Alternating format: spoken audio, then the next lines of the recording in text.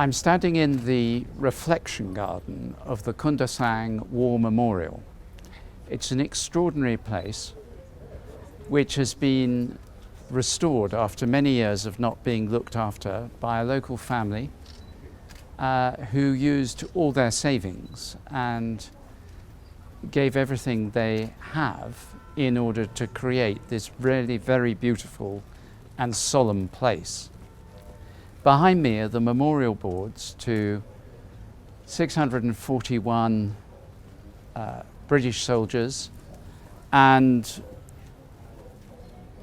almost 2,000 Anzac soldiers who were captured in Malaya, and as it was then, and in Singapore, and were held here in this island, and then were marched on a death march in 1945, and at the end of that the survivors were executed. Only 6 out of all of them survived because they escaped.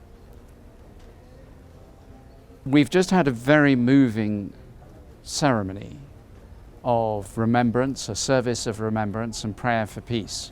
One of the lessons was read by a Japanese member of the group. I'm here with the Council of Churches of East Asia, which includes the Anglican Church in Japan.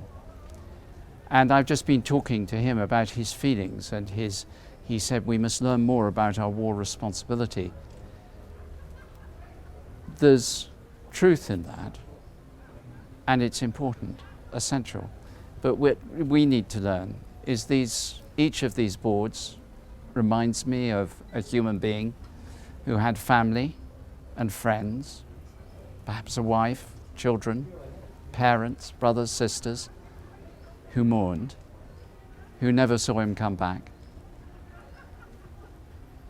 And war brings this sort of situation, these terrible, terrible tragedies. We can be proud of and grateful for the enormous sacrifice made by each of the people on these boards, for their suffering beyond our comprehension.